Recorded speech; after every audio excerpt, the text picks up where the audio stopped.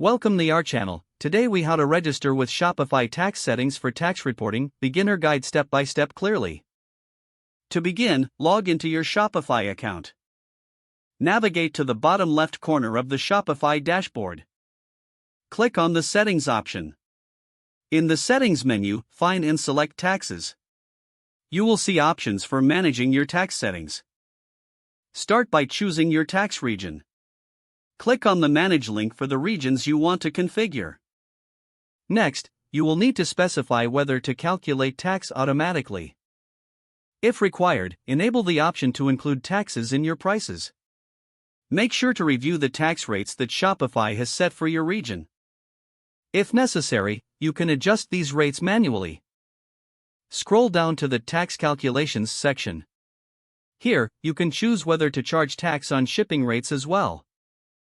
Ensure that you have selected the correct product tax codes. These codes will help streamline your tax reporting. After making your changes, click on Save. Your tax settings are now configured for reporting. Periodically review these settings, as tax laws may change.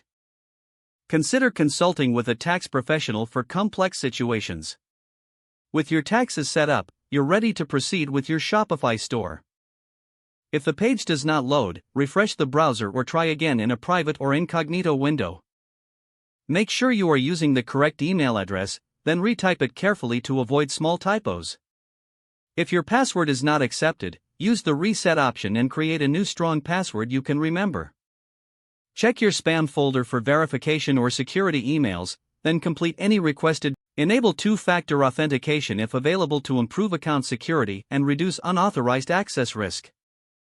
After signing in, review your profile details so your contact information and settings are accurate and current. If you see an error message, note it down and try again after restarting your device and internet connection. Log out when you finish, especially on shared devices, to keep your account and payment information secure.